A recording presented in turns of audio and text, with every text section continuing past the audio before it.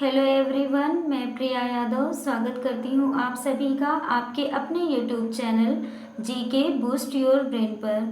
साथियों, आज हम पढ़ेंगे गवर्नर जनरल और वायसराय। चलिए देखते हैं सेशन। सबसे पहले मैं आपको बता दूं कि ये गवर्नर जनरल और वायसराय इसकी अवधारणा कहाँ से आई। तो देखिए, ब्रिटिशों ने ईस्ट इंडिया कंपनी 1600 में हमारे यहाँ स्थापित की थी और फिर वे हमारे यहाँ व्यापार करने लगे। व्यापार करते करते हुआ क्या, उन्होंने कई युद्ध लड़े और उनमें जीते, जैसे कि प्लासी का युद्ध और हमारा था बक्सर का युद्ध। तो इसके बाद उन्होंने भारत पर अपना अधिकार प्राप्त करना शुरू कर दिया। इसके बाद में उन्होंने बंगाल में अपनी प्रेसिडेंसी स्थापित की। तो जब वे व्यापारी थे तो उन्हें इन शब्दों की अवधारणा की ज़रूरत नहीं थी, लेकिन जब वे शासन करने लगे तो उन्होंने बंगाल में पहली बार क्या किया, एक गवर्नर नियुक्त किया। तो वहाँ से ये अवधारणा पड़ गई गवर्नर, फिर गवर्नर जनरल, फिर भारत के गवर्नर जनरल और भारत के वायसराय। तो चलिए देखते हैं आज का सेशन। इसमें आपको गवर्नर जनरल, वायसराय कौन से प्रमुख थे और उनके कार्य क्या थे। देखिए, यहाँ से हर एक एग्जाम में क्वेश्चन बनता जरूर है, ध्यान से देखिएगा। फर्स्ट, रॉबर्ट क्लाइव, इनका टाइम पीरियड था 1757 से 1760 और पुनः 1765 से 1767। तो इन्हें बंगाल का प्रथम गवर्नर बोला जाता है। तो देखिए, पहले ये बंगाल का प्रथम गवर्नर, उसके बाद में बंगाल का गवर्नर जनरल, फिर भारत का गवर्नर जनरल, फिर वायसराय, ऐसे शुरुआत होगी। तो रॉबर्ट क्लाइव को बंगाल का प्रथम गवर्नर जनरल बोला जाता है। इन्होंने बंगाल में द्वैध शासन की व्यवस्था की थी। तो देखिए, द्वैध शासन क्या होता है कि जहाँ पर दो तरीके का शासन हो। तो कैसे, पहला तो इन्होंने जो वहाँ के राजा, जो देशी रियासतें थी, उनसे कहा कि आप अपने राज्य का प्रशासन देखिए। और दूसरा इन्होंने तरीका क्या निकाला कि उस राज्य के जो सैनिक संरक्षण था, वहाँ के जो विदेशी मामले थे, तो उन्हें कंपनी अपने अधिकार में ले ली, उन्हें खुद देखती थी। तो इस तरीके से उन्होंने बंगाल में द्वैध शासन की स्थापना की। फिर देखिए, भारत में अंग्रेजी राज्य का वास्तविक संस्थापक भी रॉबर्ट क्लाइव को बोला जाता है। प्लासी का युद्ध इन्हीं के टाइम में लड़ा गया था, 23 जून 1757 ईस्वी को। किसके बीच में हुआ था? ब्रिटिश शासक रॉबर्ट क्लाइव और नवाब सिराजुद्दौला के बीच, जिसमें नवाब सिराजुद्दौला पराजित हुए थे और उन्हें उनके ही सेनापति मीर कासिम ने क्या किया था? धोखा दिया था। अंग्रेजों के पक्ष में वो चले गए थे। ठीक है, तो याद रखिएगा, रॉबर्ट क्लाइव ये बंगाल के प्रथम गवर्नर बने। अब देखिए, यहाँ से फिर गवर्नर जनरल की कैसे शुरुआत होगी। वॉरेन हेस्टिंग, इनका टाइम पीरियड रहा 1772 से 1774 और नेक्स्ट इनका रहा 1774 से 1785। तो देखिए, 1772 से 1774 के बीच में ये बंगाल के गवर्नर रहे, लेकिन 1774 से 1785 में ये बंगाल के प्रथम गवर्नर जनरल बने। कैसे? क्योंकि 1773 में रेगुलेटिंग एक्ट आया था। देखिए, इन्होंने क्या किया, द्वैध शासन को समाप्त कर दिया। जो रॉबर्ट क्लाइव ने स्टार्ट किया था उसको इन्होंने समाप्त कर दिया। फिर प्रथम मदरसा की स्थापना की, कब? 1781 ईस्वी में। फिर भारत का प्रथम समाचार पत्र बंगाल बजट इन्हीं के टाइम पीरियड में आया था। 1774 में कलकत्ता में एक उच्च न्यायालय की स्थापना हुई। तो सबसे पहले उच्च न्यायालय की स्थापना 1774 में की गई, वॉरेन हेस्टिंग के टाइम में। और रेगुलेटिंग एक्ट आया 1773 में। तो देखिए, ये रेगुलेटिंग एक्ट क्या था? इसी एक्ट में जो बंगाल का गवर्नर था, उसके बाद में उसमें कौन सा नाम जोड़ा गया? गवर्नर जनरल का। तो बंगाल का गवर्नर जनरल, ये अवधारणा कहाँ पे आई? 1773 के रेगुलेटिंग एक्ट में। अब देखिएगा, बंगाल का प्रथम गवर्नर कौन था? Robert Clive. लेकिन जब बंगाल के प्रथम गवर्नर जनरल की बात आए तो वो कौन होगा? Warren Hasting. याद रखिएगा। नेक्स्ट देखते हैं लॉर्ड कॉर्नवालिस।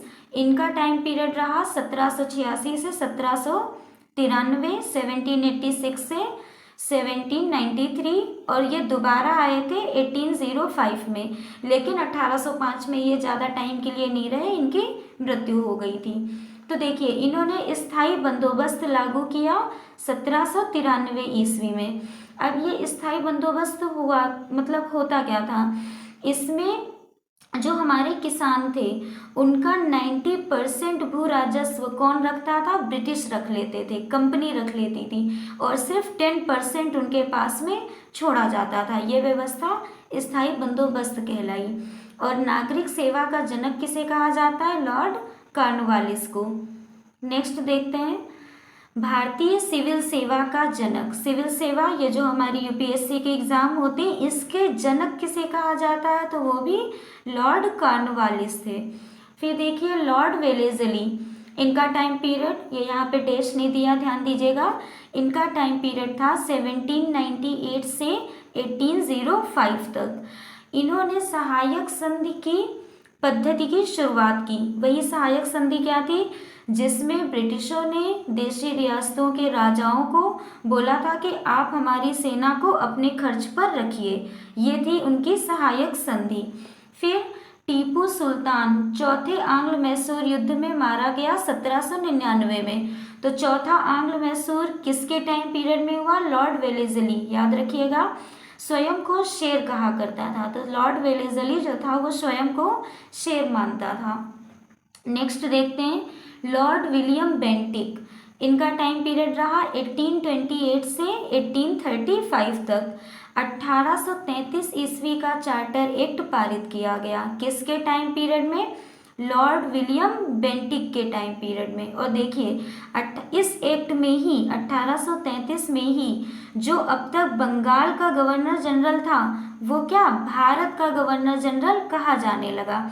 याद रखिएगा 1773 के रेगुलेटिंग एक्ट में बंगाल के गवर्नर को बंगाल का गवर्नर जनरल कहा जाने लगा, और 1833 के चार्टर एक्ट में बंगाल के गवर्नर जनरल को भारत का गवर्नर जनरल कहा जाने लगा।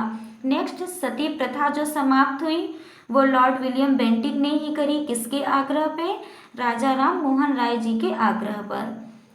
कलकत्ता मेडिकल कॉलेज की स्थापना भी इन्हीं के कार्यकाल में हुई 1835 में। भारत में अंग्रेजी शिक्षा की शुरुआत की अगर बात की जाए तो किसने की, वो की लॉर्ड विलियम बेंटिक ने। याद रखिएगा। नेक्स्ट पे चलते हैं लॉर्ड डलहौजी। इनका टाइम पीरियड रहा 1848 से 1856 ईस्वी के मध्य। इन्हें रेलवे का जनक कहा जाता है। तो देखिए जब भी बात हो कि रेलवे का जनक किसे कहते हैं, लॉर्ड डलहौजी को। और इन्होंने क्या की थी, इन्हीं के टाइम पीरियड में फर्स्ट रेल चली थी। हमें पता है वो 16 अप्रैल 1853 में चली थी। मुंबई से थाड़े के बीच 34 किलोमीटर दूरी पे, उनके मध्य में 34 किलोमीटर दूरी थी। और ये इन्होंने अंग्रेजों ने चलवाई क्यों थी, इन्हीं के लिए कि इनका जो अपना सामान है, इनका व्यवसाय है वो अच्छे से सुचारू रूप से चल सके। फिर देखिए पहली बार डाक टिकट का प्रचलन प्रारंभ किसके टाइम में, लॉर्ड डलहौजी के टाइम में। अब देखिएगा इसने शिमला को ग्रीष्मकालीन राजधानी बनाया। ये क्वेश्चन आता है कि शिमला को ग्रीष्मकालीन राजधानी किसने घोषित किया, तो लॉर्ड डलहौजी ने। नेक्स्ट देखिए लॉर्ड कैनिंग। इनका टाइम पीरियड रहा 1856 से 1862। 1857 का सिपाही विद्रोह, वही हमारी 1857 की क्रांति या प्रथम स्वतंत्रता संग्राम, तो वो किसके टाइम पे हुआ था, लॉर्ड कैनिंग के टाइम पे। इम्पोर्टेंट है, याद रखिएगा। 1856 में विधवा पुनर्विवाह अधिनियम इन्होंने लागू किया। मीन्स जो विधवा हो जाती थी उनका दोबारा विवाह करवाना किसने शुरू किया, लॉर्ड कैनिंग ने। नेक्स्ट देखिए 1857 में महालेखा परीक्षक पद का सृजन किया लॉर्ड कैनिंग ने, और यही पद अब प्रेजेंट टाइम में क्या बोला जाता है, नियंत्रक महालेखा परीक्षक का पद। नेक्स्ट, भारत शासन अधिनियम 1858 के तहत मुगल सम्राट के पद को समाप्त कर दिया गया। वही जब हमारी 1857 की क्रांति हुई थी, उसके बाद में कई बड़े परिवर्तन हुए थे। तो उनमें से एक ये था कि जो मुगल सम्राट थे वो उनका अंतिम शासन था, उसके बाद में उनका शासन खत्म हो गया। अगला देखिए, लॉर्ड मेयो, इनका टाइम पीरियड रहा 1869 से 1872। इन्होंने अजमेर में 1872 में मेयो कॉलेज की स्थापना की। बहुत ज़्यादा इनका नहीं पूछा जाता है। भारत में पहली बार जनगणना 1872 में हुई। तो देखिए, पहली बार जनगणना कब हुई? 1872 में। फिर ये लगातार कंटिन्यू तरीके में कब हुई वो आगे जानेंगे, लेकिन शुरुआत लॉर्ड मेयो के टाइम में जनगणना की हो चुकी थी। नेक्स्ट, लॉर्ड रिपन, इनका टाइम पीरियड रहा 1880 से 1884, 1880 से 1884। इनके टाइम में सिविल सेवा में प्रवेश की आयु 19 से बढ़ाकर 21 वर्ष कर दी गई। तो देखिए, पहले सिविल सेवा परीक्षा में प्रवेश की आयु कितनी रखी गई थी इन लोगों के हिसाब से? 19 वर्ष। उसको बढ़ाकर लॉर्ड रिपन ने 21 वर्ष कर दी। 1881 में नियमित रूप से जनगणना शुरू हुई। तो देखिए, लॉर्ड मेयो के टाइम में जनगणना हमारी पहले बार हुई थी, लेकिन नियमित रूप से लॉर्ड रिपन के टाइम में शुरू हुई। कैसे? कि 10-10 साल के गैप पे हर बार जनगणना की जाएगी। लॉर्ड कर्जन, इनका टाइम पीरियड रहा 1899 से 1905। इन्होंने पुरातत्व विभाग की स्थापना की, कलकत्ता में विक्टोरिया मेमोरियल की स्थापना की, और 1905 में बंगाल विभाजन भी इन्हीं के टाइम में हुआ। ये इम्पोर्टेंट है कि बंगाल विभाजन के समय कौन सा ब्रिटिश शासक था? तो कौन थे? लॉर्ड कर्जन, याद रखिएगा। नेक्स्ट है लॉर्ड मिंटो द्वितीय, इनका टाइम पीरियड रहा 1905 से 1910। इन्होंने मुस्लिम लीग की स्थापना की 1906 में, और 1907 में सूरत अधिवेशन में कांग्रेस का विभाजन। तो देखिए, मुस्लिम लीग की स्थापना इन्होंने नहीं की थी। मुस्लिम लीग की स्थापना तो आगा खान ने की थी, हम जानते हैं, लेकिन यहाँ पर यह बताया जा रहा है कि मुस्लिम लीग की स्थापना जो 1906 में हुई थी, उस समय कौन किसका शासन था? तो लॉर्ड मिंटो द्वितीय का था। और 1907 में सूरत अधिवेशन भी इन्हीं के टाइम में हुआ, जिसमें कांग्रेस का विभाजन हुआ था गर्म दल और नरम दल 2 भागों में। और मॉर्ले मिंटो सुधार 1909 में, वो भी इन्हीं के टाइम में हुआ। नेक्स्ट देखते हैं लॉर्ड हार्डिंग द्वितीय, इनका टाइम पीरियड रहा 1910 से 1916। तो ब्रिटेन का राजा जॉर्ज पंचम भारत आया। तो ब्रिटेन का राजा जॉर्ज पंचम भारत कब आए थे? अपनी वाइफ मैरी के साथ में। तो दिल्ली दरबार लगा था 1911 में। उस टाइम कौन थे? लॉर्ड हार्डिंग द्वितीय थे शासन में। और इसमें हुआ क्या था? फिर दिल्ली को राजधानी बनाने का प्रस्ताव हुआ था, जो कि पहले कलकत्ता में थी। याद रखिएगा, 12 दिसंबर 1911 को दिल्ली को राजधानी घोषित कर दिया गया। 1912 में दिल्ली राजधानी बन गई, और प्रथम विश्व युद्ध की शुरुआत भी 23 जुलाई 1914 से 1918 तक हमारा प्रथम विश्व युद्ध चला। तो उसकी शुरुआत भी लॉर्ड हार्डिंग द्वितीय के शासनकाल में हुई थी। नेक्स्ट लॉर्ड चेम्सफोर्ड, इनका टाइम पीरियड रहा 1916 से 1921। तो 1916 में पूना में महिला विश्वविद्यालय की स्थापना भी इन्हीं के टाइम में हुई। 1919 का रोलेट एक्ट जो पारित हुआ, वो भी लॉर्ड चेम्सफोर्ड के ही शासनकाल में हुआ। नेक्स्ट 13 अप्रैल 1919 को जलियांवाला बाग हत्याकांड, उस समय भी ब्रिटिश शासक कौन था?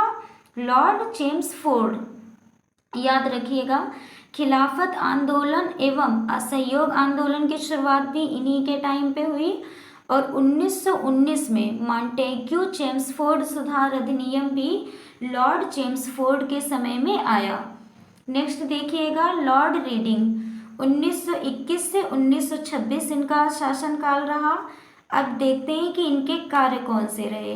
तो 5 फरवरी 1922 को चौरी चौरा कांड के टाइम भी ये थे ब्रिटिश शासक। 1923 में स्वराज पार्टी की स्थापना की गई, जिन्हें चितरंजन दास और मोतीलाल नेहरू जी ने किया था। तो वो भी लॉर्ड रीडिंग के टाइम पे हुई। और 1921 में जो मोपला विद्रोह हुआ था वो उस टाइम पे ब्रिटिश शासक लॉर्ड रीडिंग थे, याद रखिएगा। लॉर्ड इरविन मोस्ट इम्पॉर्टेंट है, इनका टाइम पीरियड रहा 1926 से 1931।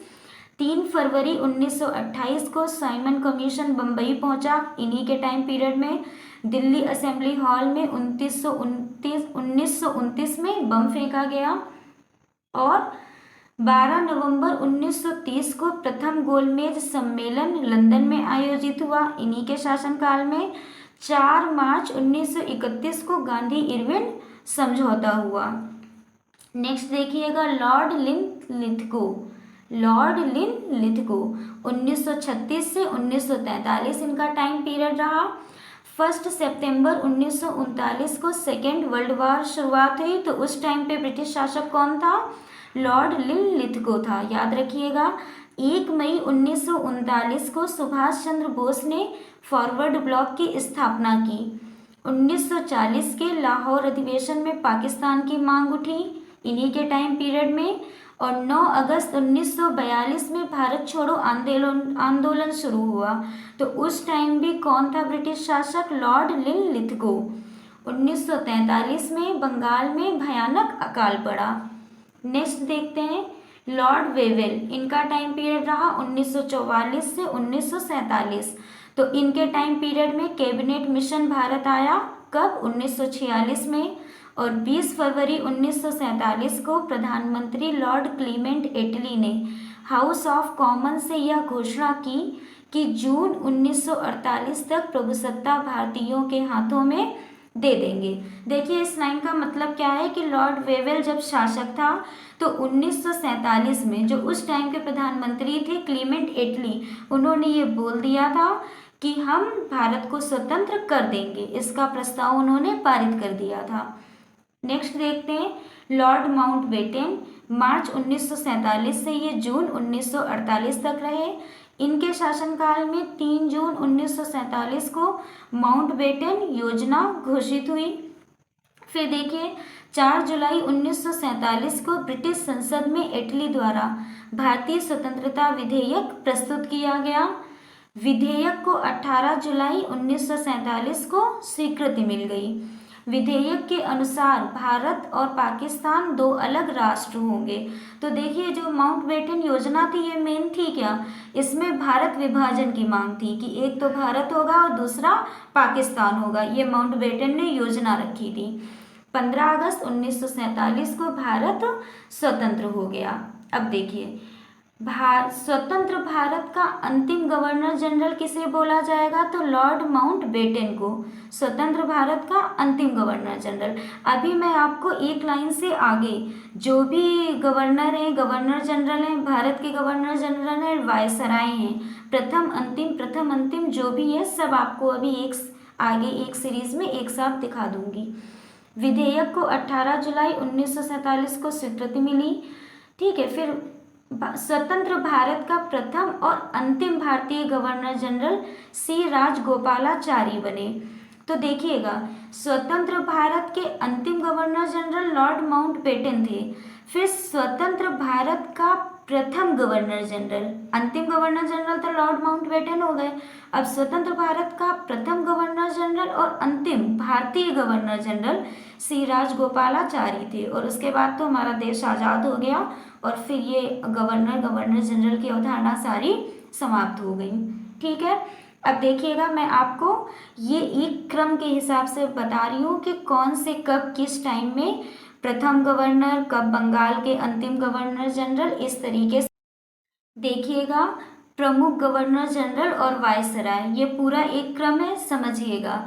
बंगाल का प्रथम गवर्नर जैसा कि पहले बता चुके हैं रॉबर्ट क्लाइव, और बंगाल का अंतिम गवर्नर वॉरेन हेस्टिंग। अब देखिएगा इसको क्रम को समझिएगा, बहुत लोग कंफ्यूज होते हैं, ध्यान दीजिएगा। तो जो बंगाल का अंतिम गवर्नर था फिर वहाँ से क्या हुआ, गवर्नर शब्द चेंज हो गया था 1773 के रेगुलेटिंग एक्ट में, और बंगाल का गवर्नर जनरल की अवधारणा आ गई थी। तो जो बंगाल का अंतिम गवर्नर होगा वो बंगाल का प्रथम गवर्नर जनरल बन जाएगा।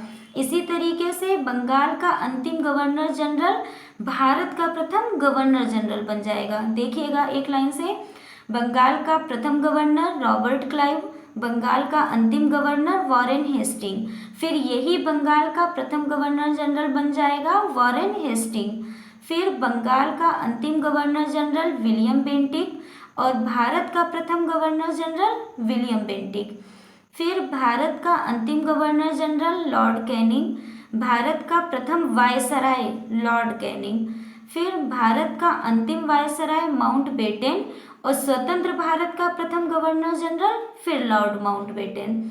इसी तरीके से स्वतंत्र भारत का अंतिम गवर्नर जनरल श्री राजगोपालाचारी। याद रखिएगा इस सीरियल को पूरे अच्छे तरीके से, इस सीरीज को। उम्मीद करती हूँ आपको ये सेशन पसंद आया होगा। मिलते हैं अगले सेशन में मॉडर्न हिस्ट्री के मोस्ट इम्पॉर्टेंट टॉपिक के साथ। Thank you. मेरे चैनल को लाइक करिए, सब्सक्राइब करिए, शेयर करिए। कोई भी आपका सजेशन हो कमेंट बॉक्स में दीजिए। अपना ध्यान रखिए।